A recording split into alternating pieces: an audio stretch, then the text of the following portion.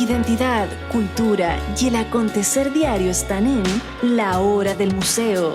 Y a partir de ahora el periodista Luis Cruz nos invita a un encuentro cotidiano con nuestra historia. Aquí comienza La Hora del Museo, un programa del Museo Histórico Nacional USACH 94.5, la radio de un mundo que cambia. Sean muy bienvenidos y bienvenidas a un nuevo capítulo de La Hora del Museo, el programa del Museo Histórico Nacional que cada día nos sorprende. Es la señal de Radio USACH 94.5 FM y también en www.radiousach.cl. Les cuento que además esta entrevista se transmitirá por el canal de televisión Santiago TV en la señal 50.1. La pueden sintonizar ahí en la señal digital. También en Zapping TV en el 137 y en Mundo Pacífico. Así que esta entrevista la pueden escuchar en Radio USACH o verla en el canal de televisión Santiago TV. Hechas las menciones, les cuento que hoy me acompañará la arquitecta Yolanda Muñoz para conversar acerca de Emilio Jequier, la construcción de un patrimonio, libro que aborda el trabajo y la historia de este gran exponente de la arquitectura en nuestro país. ¿Cómo estás, Yolanda? Bien, muchas gracias por la invitación. Oye, un gusto tenerte acá. Me encanta cuando vienen a la hora del museo los arquitectos, las arquitectas, porque de alguna forma como que redescubrimos nuestra ciudad, ¿no? Es como siempre estas entrevistas son una invitación a redescubrir nuestro patrimonio arquitectónico. Y quisiera preguntarte de entrada, ¿no?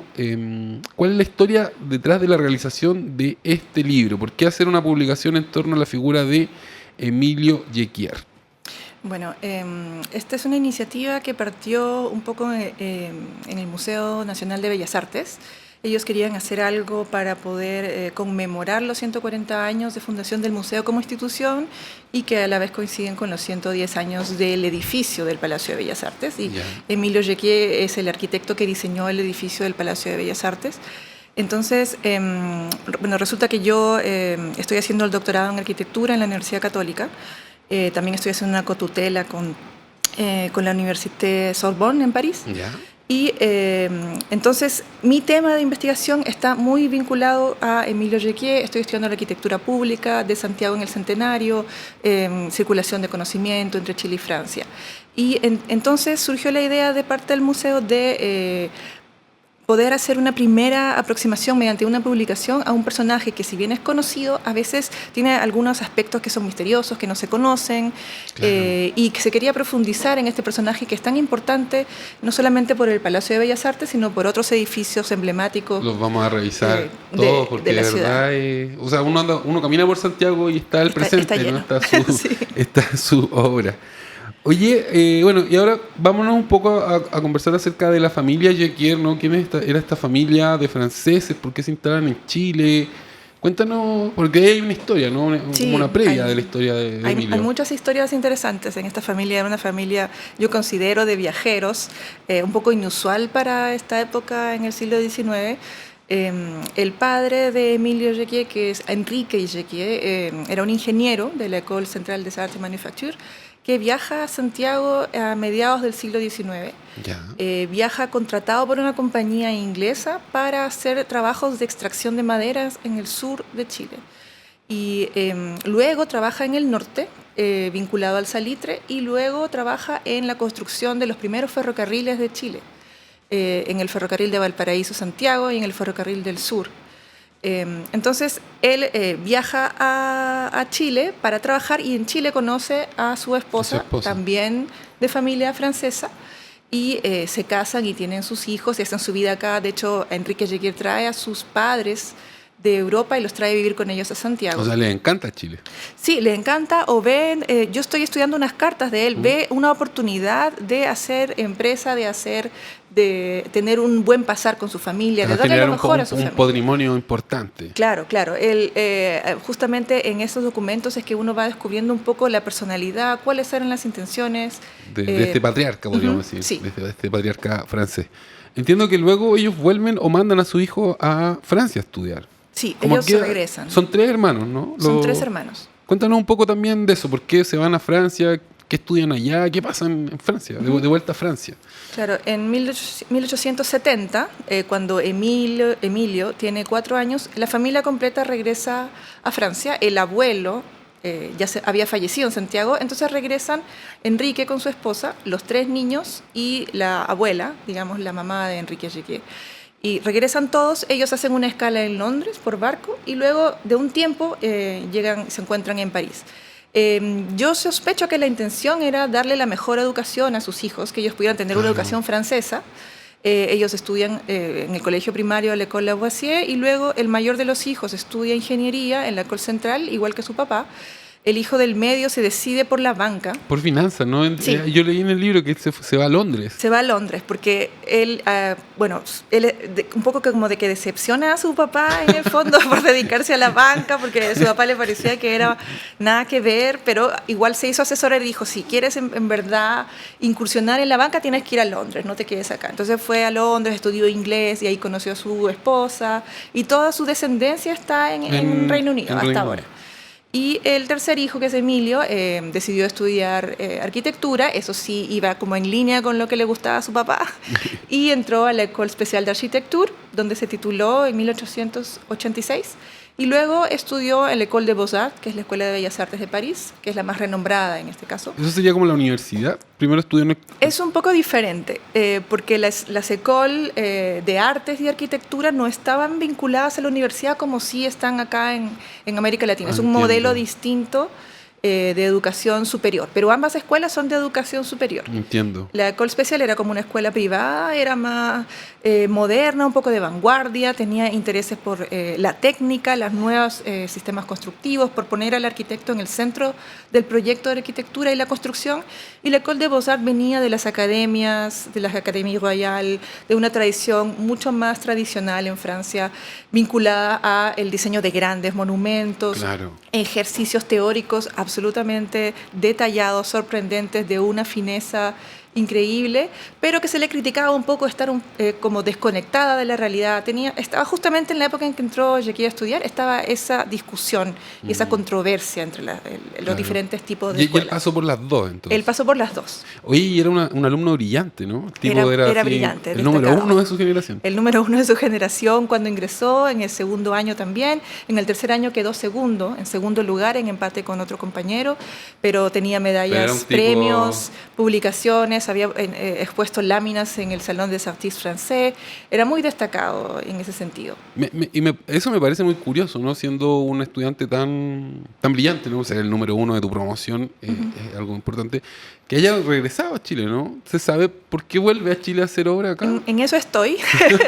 Eso me apasiona, ir investigando ese tema. Yo tengo algunas hipótesis. Por ejemplo, uno dice, bueno, en realidad acá venían quizás naturalistas o arquitectos, ingenieros, que no eran los número uno en sus propios países. Entonces, obviamente, venían acá y hacían sus proyectos y probablemente les iba a ir mejor en América que en Europa, donde el mercado laboral estaba mucho más saturado. Pero claro, viendo el perfil de Emilio, perfectamente era un tipo que se podría haber quedado en Francia quizás, ¿no? Estoy especulando. Claro, sí, yo también especulo un poco sobre eso y no hay certezas porque sería maravilloso encontrar una carta diciendo papá, yo en verdad me quiero ir, pero todavía no la he encontrado. Pero mis sospechas van hacia, primero un tema, hay que entender un poquito la estructura muy jerárquica de cómo era la educación en Francia y también el consecuente sistema de trabajo allá. En la École des Beaux-Arts, en la sección de arquitectura, era muy competitivo. Era una estructura jerárquica de diferentes niveles. Uno ingresaba primero como estudiante de segunda clase, digamos. Pasaba un tiempo ahí y cuando acumulaba una cierta cantidad de premios, pasaba a ser estudiante de primera clase. Y los estudiantes de primera clase eran los que podían postular al concurso del Gran Premio de Roma, que era el concurso anual absoluto para todos los arquitectos, y de ahí salía el mejor alumno que ganaba el Gran Premio de Roma, que se iba becado a Roma a estudiar los órdenes clásicos, con todo pagado por el gobierno. Entonces, ese alumno, después de regresar de Roma, ya tenía un puesto asegurado en el Ministerio de Monumentos Nacionales o en alguna diócesis, en alguna alcaldía, un puesto asegurado porque era el más prestigioso arquitecto de esa época, ¿no? Entonces, perdón, Dime, termina la idea. hay un tema que Emilio Jacquier nació en Chile y cuando fue a Francia, él no se inscribió en las escuelas como francés, sino como chileno. En esa época el reglamento de la École des Beaux-Arts no permitía que los extranjeros pudieran postular a este gran premio. Entonces yo sospecho Que por ahí. que este hombre entró a la École des Beaux-Arts para tener el prestigio de ser antiguo alumno de la École, pero que no tenía planes de quedarse porque decía, si no puedo acceder al Gran Premio de Roma, no voy a tener oportunidad en las grandes ligas Claro. aquí. Entonces adquiero el prestigio y me regreso a Chile o a cualquier otra parte a ejercer y voy a hacer... Y vamos, cuando revisemos Claro. todos los edificios que proyectó acá en nuestro país, nos vamos a dar cuenta que evidentemente tuvo ese, no sé si decirlo como privilegio, pero sí tuvo ese papel muy destacado, ¿no? En la arquitectura chilena de fines del siglo XIX, principios del XX. Está muy interesante esta conversación. Quiero volver rápidamente, de verdad. Es muy, muy interesante para todos los que escuchan esta entrevista y que la ven también por la señal de televisión de Santiago TV. Les cuento que hoy estamos conversando acerca de este libro que estoy mostrando acá en cámara. Se llama Emilio Jacquier, La construcción de un patrimonio. Es de estos libros lindos, estos libros que a uno le encanta tener, porque tiene fotos, tiene una cronología desplegable. Te voy a preguntar en el próximo bloque cómo se puede conseguir una copia de esta joyita, de esta maravilla.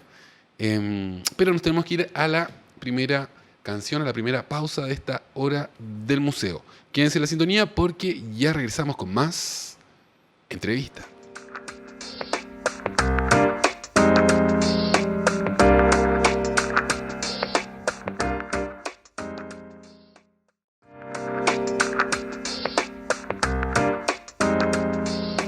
Ya estamos de vuelta en la hora del museo, tu programa de entrevistas favorito, el programa del Museo Histórico Nacional, que cada día nos sorprende en la señal de Radio USACH 94.5 FM, también en www.radiousach.cl. Y además recuerden que hay algunos capítulos que están siendo transmitidos por la señal de televisión Santiago TV, la 50.1. Esta es una de las entrevistas que va a aparecer en el canal de Santiago TV a eso de las 22 horas, entiendo, para que la sintonizan y me puedan conocer a mí, los que no me conocen, que conocen solo mi voz, y también a mi invitada del día de hoy, la arquitecta Yolanda Muñoz, con quien estamos conversando acerca de este libro precioso, un libro que rinde homenaje a un arquitecto muy, muy relevante, muy destacado en la historia de la arquitectura de nuestro país. Se trata de Emilio Jacquier, La construcción de un patrimonio. Yolanda, la pregunta del millón, porque yo sé que después del primer bloque todos y todas quieren tener una copia de este libro. Este libro se vende, se regala, hay que ser amigo del Museo de Bellas Artes. Bueno, se han regalado muchas copias porque este libro ha sido financiado por la Raín Vial y también con el apoyo de la Corporación del Patrimonio de Chile.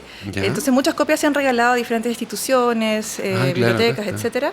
Pero también hay un grupo de libros que se están vendiendo en metales pesados Ya, y en otras librerías a través de metales pesados. Y las ganancias de esas ventas sí. van a ir a beneficio de una fundación con un proyecto de educación. ¿En serio? Sí. Ay, qué bonito. Sí, es muy interesante. Y entonces, para todos los que están escuchando esta entrevista, si quieren una copia de este libro, y yo no voy a regalar esta copia porque esta copia es del museo, ni siquiera es mía, es del Museo Histórico Nacional, acérquense a la librería Metales Pesados en José Miguel de la Barra. Ahí está, ahí pueden conseguir su copia de Emilio Jacquier. Bueno, también quisiera destacar Dime. que los que no puedan comprar el libro, porque igual... Debe ser, barato no es este barato, libro. pueden descargar la versión digital en PDF de la ¿en página serio? web del museo. Ya, Sí. yo la voy a buscar y la voy a compartir en el Twitter de todas de la maneras. hora del museo, en el Twitter y en mi Twitter, que es @cruzpalcielo. Así que todos los que quieran acceder de manera gratuita al PDF de este libro, vayan ahí al Twitter, van a estar los enlaces para que descarguen Emilio Jacquier, La construcción de un patrimonio. En el bloque anterior estábamos hipotetizando por qué este tipo brillante, que era un alumno muy destacado en Francia, vuelve a Chile y no se queda allá haciendo obra. Y tú por ahí yo creo que nos diste una pista bien, bien importante de lo que pudo haber sido. Entonces ahora ya volvamos a Chile. Cuéntanos un poco ya cuándo se instala de manera definitiva acá en nuestro país y cuál es su relación con la Escuela de Arquitectura de la Universidad Católica. Bueno, él viene a Chile, regresa a Chile. Hay un periodo donde él está yendo y viniendo, ¿no? Sí, la primera vez que regresa, según la información que yo tengo, es 1889, porque en esa época el presidente Balmaceda había designado a una comisión para poder traer profesionales de la arquitectura y la construcción europeos para que vengan a Chile, principalmente para emprender proyectos de equipamiento educativo, para hacer escuelas públicas. Entonces, en esa época, el ministro plenipotenciario de Chile en Francia estaba a cargo de hacer ese reclutamiento, y quien asesoraba a este ministro en el caso de los profesionales franceses era Enrique Jequier, que estaba, el papá de Emilio, que estaba en París. Había estado trabajando con el gobierno de Chile en el viaducto del Mayeco. Él había supervisado, digamos, la fabricación, la prefabricación de los elementos estructurales del viaducto. El viaducto del Mayeco es un puente gigantesco ferroviario. El viaducto del Mayeco es uno de los hitos de la ingeniería chilena. O sea, absolutamente. Y vive hasta el día de hoy, digamos, sí, se puede conocer, está funcionando. Claro, exactamente. Entonces, Enrique Jequier supervisó la construcción de estas piezas que fueron luego enviadas por barco a Chile. Y luego quedó en contacto siempre con el gobierno de Chile, y él asesoró la parte de Francia de la contratación de profesionales. Entonces el gobierno de Chile había designado que contraten personal de Italia, de Francia, de Bélgica. Ya. Entonces, nada de inglés ni alemán. No. Yo me pregunto a veces qué hubiera sido si el gobierno hubiera contratado solo ingleses y alemanes, tal vez, o italianos, ¿no? O chinos. De repente, claro, la ciudad se vería completamente distinta a como la conocemos hoy, quién sabe. Claro. Bueno, entonces les faltó, justamente no habían conseguido un profesional italiano, que querían un arquitecto italiano, y Enrique Jequier les recomendó a su hijo, venía de cerca, pero les recomendó a su hijo, diciendo que era arquitecto ya titulado de la École Special y que estaba en la École des Beaux-Arts ya 3 años y que él podía ser contratado, y lo contrataron en 1889. Y ahí viaja a Chile, él viaja a Chile con su esposa, su primera hija, y se instalan en Santiago, tengo entendido, en septiembre. Y de ahí hay un periodo en el que él trabaja para el gobierno, luego trabaja para el Ministerio de Industrias y Obras Públicas, también hace algunos encargos con Emilio Doyer, que es otro arquitecto francés, que probablemente lo haya conocido en la École des Beaux-Arts. Trabajó con Charles Gounod en la restauración del Congreso Nacional, y luego su primer trabajo grande es el Palacio de Bellas Artes, que gana por concurso. Claro. Quiero que hablemos del Palacio de Bellas Artes. Algo que me llamó la atención, que yo no sabía de la construcción del Palacio de Bellas Artes, es que originalmente se iba a emplazar en otro lugar, más cerca de, si no me equivoco, del Cerro Santa Lucía. Sí, al lado del cerro. Cuéntanos qué pasó ahí. Bueno, ¿cuál era la ambición de este Palacio de Bellas Artes? ¿Cuál es el rol que juega ahí Emilio? ¿Tuvo problemas para levantar este proyecto? Cuéntanos todo. Todo. Bueno, el proyecto del Palacio de Bellas Artes es un proyecto bien especial porque es uno de los primeros, si no el primero, edificios hechos para una función cultural en Chile, y se decide hacer este palacio que conjuga un museo y la Escuela de Bellas Artes. Había una necesidad de tener una casa, por así decirlo, para el Museo Nacional de Pinturas, que era como se llamaba el Museo de Bellas Artes en la época. También había una necesidad de dónde alojar la colección del Museo de Copias, que era una iniciativa de Alberto Subercaseaux, que un personaje también muy importante para el museo, que había propuesto que era necesario comprar lo que se denominan unas copias de esculturas en Europa, copias de los grandes clásicos. Ese es un tema del que siempre acá no sabemos si reírnos o llorar, ¿no? La idea de que fueron, mientras los argentinos fueron y compraron todos los cuadros de la vanguardia y ahora los tienen en Buenos Aires, nosotros mandamos nuestro emisario y ellos compraron reproducciones, ¿no? Reproducciones. Copias, ¿no? Es que se hacían las dos cosas. Claro. Se hacían las dos cosas. La compra de reproducciones y de copias no era para, digamos, después tener un acervo valioso a nivel internacional, sino para que los alumnos, las personas que pudieran estudiar los claro. clásicos. Ay, mira. En vez de estarlos mandando a Europa, traían las copias y ellos podían... Salía más barato, yo creo. También podían tener una cotidianidad con las obras mucho más extendida. Claro, no estaba pensado eso en aumentar el acervo del... Claro, no era pensado en tener un gran tesoro, sino en que los alumnos pudieran tener ese fogueo en el fondo con las obras. Entonces son cosas un poco diferentes. Y bueno, se compró una gran colección que no tenían dónde ponerla, literalmente. Y entonces empezó el proyecto desde 1901 de hacer un palacio. Y esto también era en el marco del centenario. Claro. se propuso de que este edificio fuera inaugurado para el centenario junto con otras obras como la Estación Mapocho, la Estación Providencia, que está desaparecida. Y entonces, desaparecida, la demolieron, me refiero. Claro. Ya no existe. Entonces, este proyecto es el que finalmente sí se termina para el centenario y se inaugura con gran pompa en septiembre de 1910. Claro. En este libro hay unas fotos preciosas del Museo de Bellas Artes, bueno, de todos los edificios que se mantienen en pie.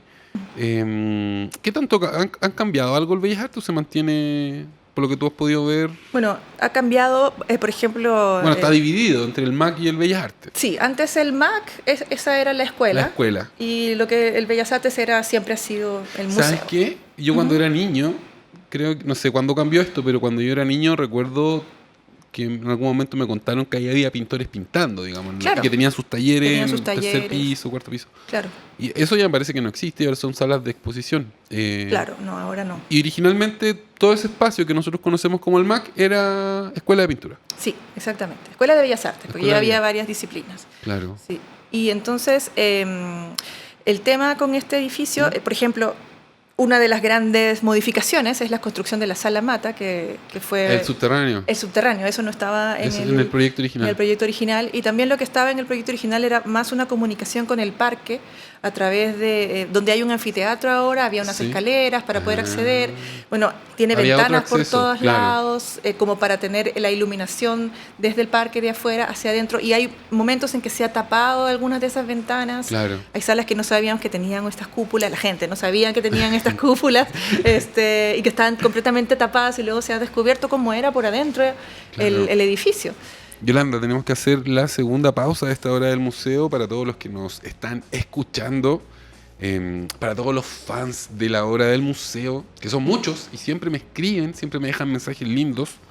Les cuento que hoy me acompaña la arquitecta Yolanda Muñoz y con ella estamos conversando acerca de un libro llamado Emilio Jequier, La construcción de un patrimonio. Este es un libro que rinde homenaje a un arquitecto que dejó huella en nuestro país, sin duda, en la ciudad de Santiago, también en Viña del Mar, vamos a ver también eso. Y de verdad, es muy probable que ustedes conozcan los edificios, bueno, el Museo de Bellas Artes lo conocen obviamente, pero hay varios más de los que vamos a conversar en el próximo bloque y que de seguro ustedes se van a sorprender. Así que quédense en la hora del museo porque luego de esta pausa continuamos con más entrevistas.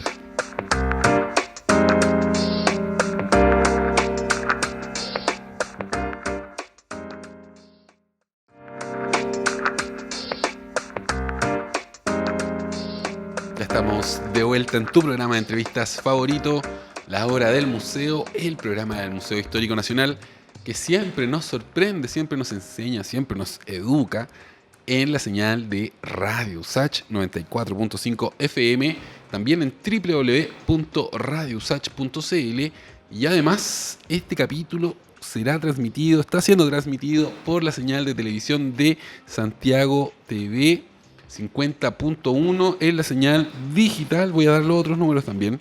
Si usted tiene Zapping TV nos pilla en el 137 y si tiene Mundo Pacífico en el 522. Y les cuento que hoy estoy muy contento. ¿Por qué? Porque me acompaña una arquitecta y estamos conversando acerca de un tema que a mí me interesa mucho, sin ser arquitecto ni ser especialista en el tema, obviamente. Me encanta conocer, ¿no?, acerca del patrimonio de la ciudad, conocer acerca de los arquitectos, de todo lo que quedó, ¿no? Este es como un regalo de nuestros bisabuelos, podríamos decir, ¿no?, si lo vemos a nivel macro.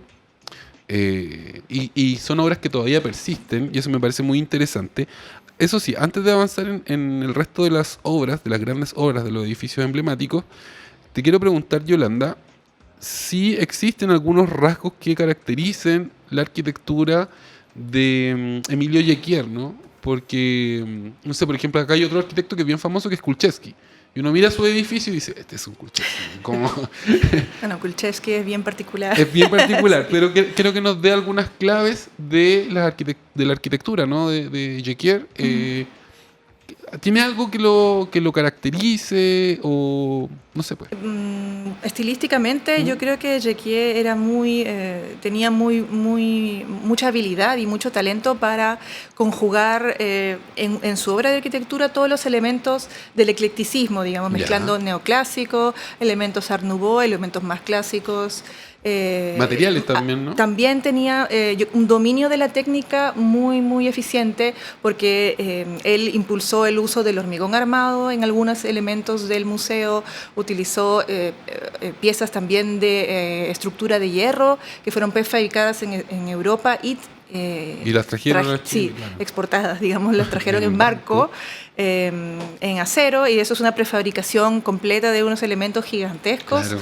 Y también en el manejo de la escala arquitectónica, porque si bien él se educó en Francia, es una realidad completamente distinta, una escala de ciudad Exacto. completamente distinta, un público, una gente que iba a usar el museo que tienen otro acceso a la cultura. Aquí iba a ser como inaugurar un lugar público para que los ciudadanos de a pie pudieran tener acceso a la cultura, al arte, a actividades artísticas. Eso era, según testimonios de la familia de Jecquier que me han contado, que él tenía esa ilusión de poder traer el arte a la gente. Claro. Ya has mencionado las cartas, ahora mencionaste la familia. Me gustaría que nos cuentes también un poco con las fuentes que estás trabajando. Por ejemplo, cuando dices las cartas, ¿quién conserva estas cartas? Ay, las cartas tienen una historia también bien interesante. A ver, desclasifícase que yo sabía que ahí había algo. ¿Cuál es la historia de las cartas? En 2020 yo me enteré de la existencia de un archivo de cartas familiares inédito. Ya llevaba 3 años, 4 años trabajando en la Claro, y en investigación. plena pandemia, entonces estuve haciendo unas entrevistas como a distancia a diferentes personas, contactándome con familiares Jecquier, y me pusieron en contacto con Robin Jecquier, que es uno de los familiares del hijo que se quedó en Inglaterra. Ya. Y que vive en Inglaterra, y claro, sabía algo de la familia, entonces yo lo entrevisté, conversamos sobre distintas cosas, y al final de la entrevista me cuenta que él tiene una cantidad increíble de cartas y documentos firmados por Henri Jecquier, por Enrique, Claro. y que él intuye que son cosas importantes y que no sabía si yo las conocía, yo no las conocía de nada. Entonces, claro, así yo me sorprendí. O sea, y a la vez, las cartas están en Inglaterra. estaba en Inglaterra. Yo estaba muy sorprendida y a la vez muy entusiasmada por conocer el contenido de esta colección.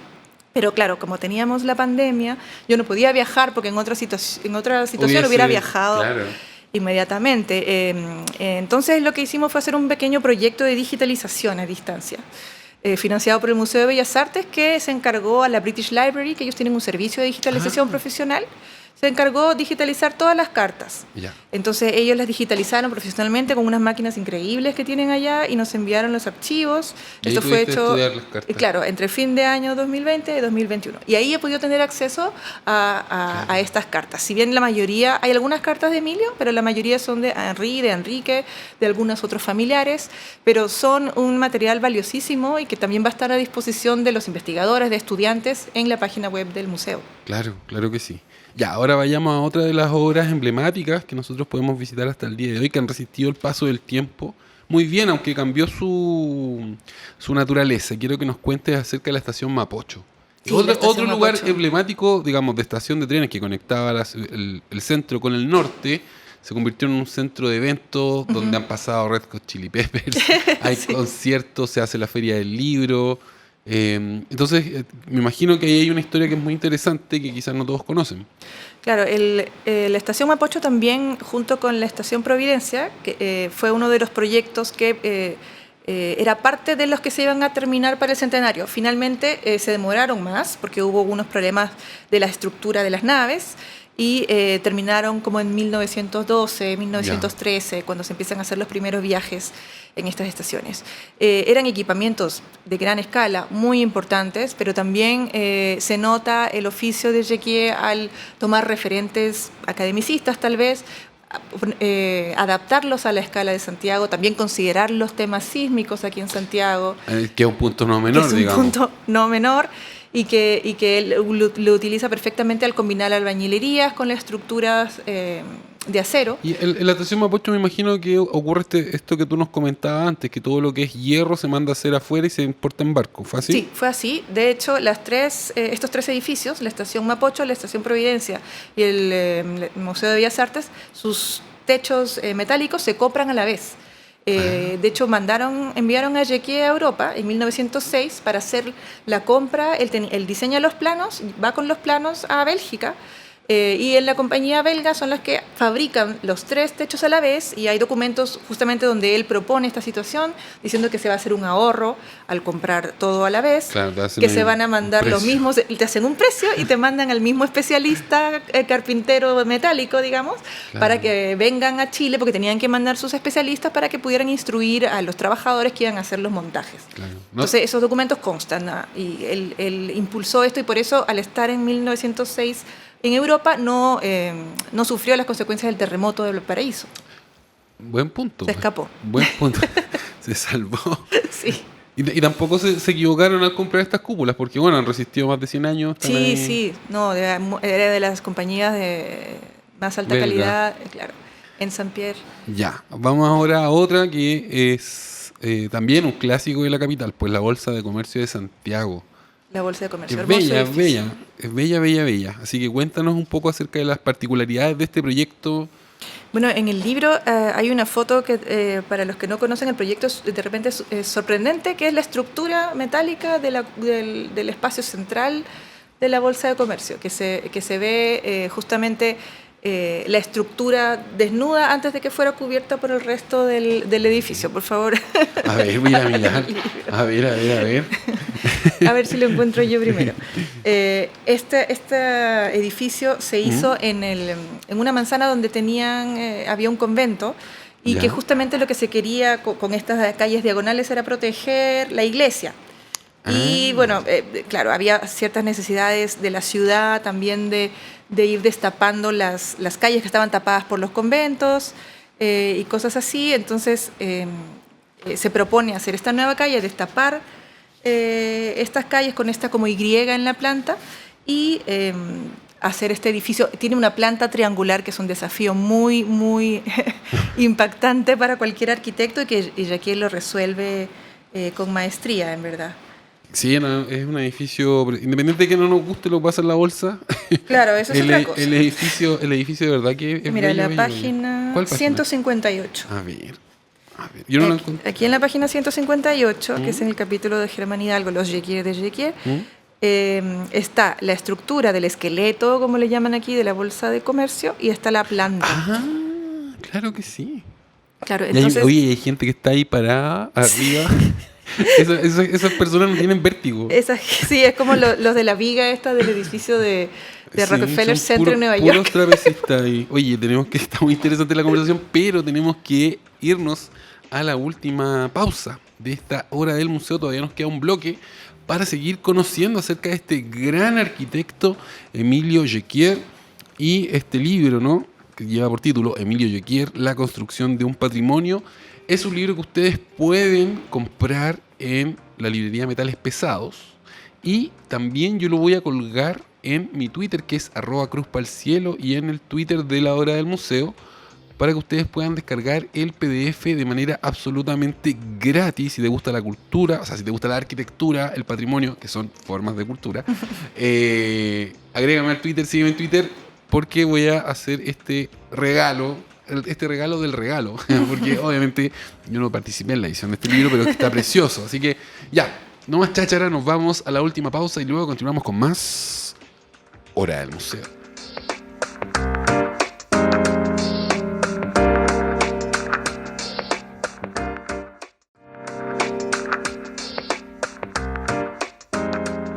Estamos de vuelta en la Hora del Museo, tu programa de entrevistas favorito, el programa del Museo Histórico Nacional, que se transmite en la señal de Radio USACH 94.5 FM y también en Santiago TV 50.1 para todos y todas ahí que sintonicen la señal digital y puedan ver estos capítulos especiales de la Hora del Museo, que también llevan imagen, no solo voz.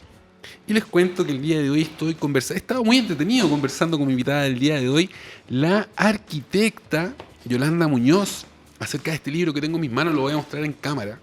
Es un libro precioso. Los arquitectos siempre hacen buenos libros.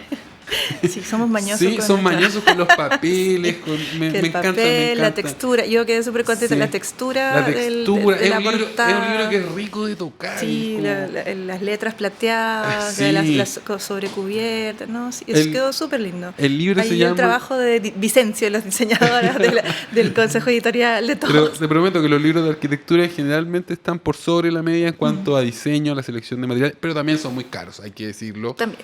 Y si usted tiene la platita para comprarlo, lo puede hacer en la librería Metales Pesados. Pero si no tiene la platita, pero quiere acceder al contenido, lo que tiene que hacer es meterse al Twitter de la Hora del Museo o a mi Twitter, que es @cruzpalcielo, y yo ahí voy a colgar los enlaces para que ustedes puedan descargar el PDF de este libro que está espectacular.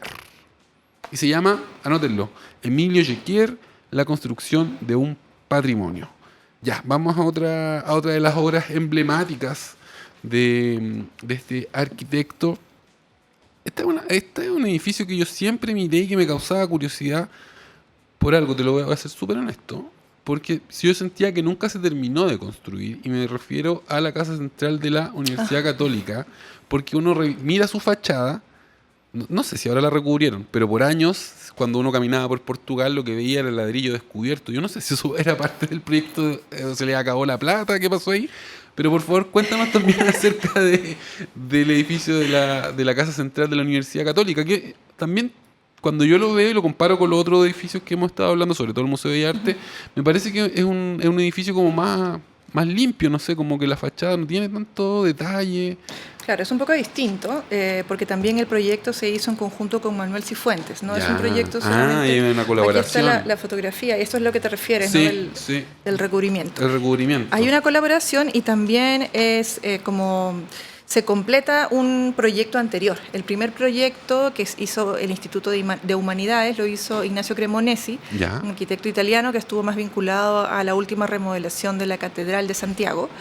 Y él hace el Instituto de Humanidades, que es un primer cuerpo que Jequier y Cifuentes incorporan a su proyecto. El proyecto de ellos es un proyecto total de toda la manzana. En la siguiente página, en la 162, está la planta, Claro. que es toda la manzana y que tiene un gran paraninfo, una sala impresionante, al estilo de los proyectos de los Grand Prix de Rome, de la École des Beaux-Arts. Ya. Pero ellos hacen un trabajo de adaptación a lo existente, al proyecto de Cremonesi, en cuanto a las escalas, de las alturas de las fachadas, a unificar un recubrimiento por un lado y por el otro. Por eso igual en la calle Portugal Nolira todavía se ve esa parte del cuerpo con ladrillo. Claro. Luego, igual... O sea, aquí no está solo la mano de... Sí, no está solo la mano de él, de aparte Emilio. que el proyecto no se hace completo, se hace solo una parte y luego la parte del hospital es posterior, hay unas remodelaciones, por ejemplo, la escalera central es de otro arquitecto y así, ¿no? Pero como el plan maestro de la totalidad de la manzana y para este gran palacio universitario, como Claro. estaba denominado, era de Emilio Jequier y Manuel Cifuentes, que fue el primer graduado de la Escuela de Arquitectura de la Universidad Católica, donde Jequier era profesor. Él era el profesor, claro, hizo ahí, digamos, mientras él hacía todos estos proyectos, estaba haciendo clases en la Universidad Católica. Sí, cuando él llegó, los primeros años fue convocado rápidamente para, primero, trabajar en una revisión total del plan de estudios de la Escuela de Arquitectura, que él hizo eso y por eso también es considerado como uno de los profesores más importantes en la consolidación de esta primera etapa de la Escuela de Arquitectura. Llega a ser profesor de taller, llega a ser director de la escuela, sus alumnos lo recuerdan, bueno, Claro. en testimonios muy antiguos, pero lo recuerdan como un gran profesor con una gran voluntad de ayudar a los alumnos, como que era algo que le gustaba hacer también porque lo mantuvo durante toda su estadía en Chile hasta que se regresó a Francia en 1920. Claro. Hablemos ahora de una iglesia, esta iglesia de Nuestra Señora de los Dolores, que es una iglesia muy importante en la ciudad de Viña del Mar. Yo la he visitado, la conozco. No sé si esta fue la única iglesia que hizo más iglesias, ¿se sabe? Hizo otros proyectos, por ejemplo, hizo otros proyectos de mercado, de teatros, que al final no se construyeron, en otros concursos que también participó, pero yo creo que esta es la única que se sabe que hizo. En ese sentido, había otros arquitectos más vinculados a a la iglesia, claro. que él. Oye, ¿y por qué crees tú que este Emilio Jacquier se ganaba tantos proyectos tan importantes me llama la atención, ¿no? El Museo de Bellas Artes, la Casa Central de la Universidad Católica, la Estación Mapocho. O sea, le faltó hacer la Biblioteca Nacional. Claro. Yo creo que presentó un proyecto. Pero lo ganó un alumno de la Católica. ¿Ah, sí? Sí, Guillermo García de Postigo. Claro, sí, le faltó hacer la moneda, la Biblioteca Nacional y estaríamos con todo. Claro.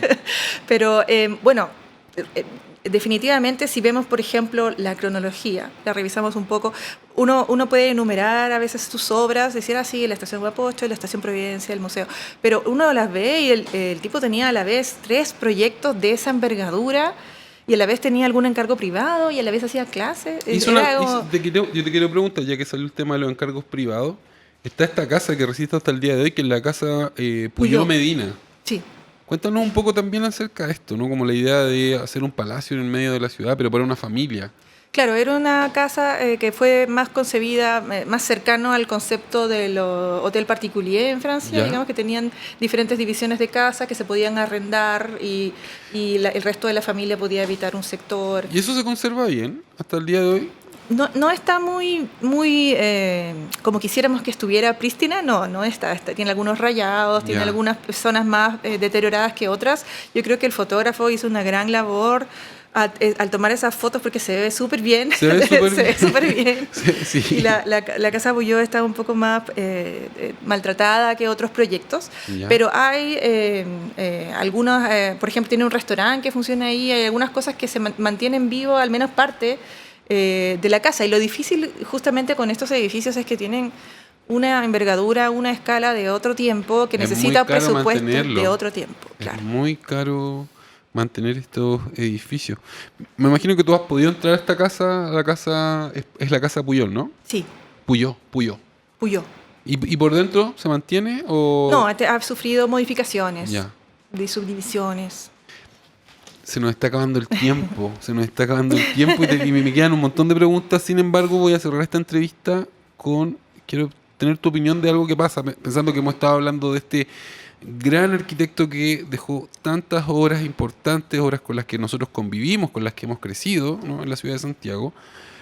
¿Qué opinión tienes tú de cuando hacen este ejercicio por ejemplo, pensemos en la casa Puyó Medina y llega una inmobiliaria y deja la fachada y adentro levantan un edificio como el Mercurio. claro El espacio M. ¿Qué opinión tienes tú de esa práctica? ¿Es una forma real de salvar el patrimonio? Además, un saludo a la bandera. Es que es ni chicha ni limonada, no sé si eso decimos acá en Sí, Santiago. lo decimos. Lamentable, se llama el fachadismo, digamos, como que se protege la fachada, como si el patrimonio o lo que hay que conservar fuera solamente la fachada. Y en el caso de la arquitectura, no es solamente la Claro. fachada. O sea, imaginemos que la estación Mapocho destruye la cúpula y instalan un mall ahí. Claro, un edificio altísimo y Claro. solo mantienen la fachada. No, la arquitectura es más que la fachada, o la arquitectura tradicional es más que su fachada.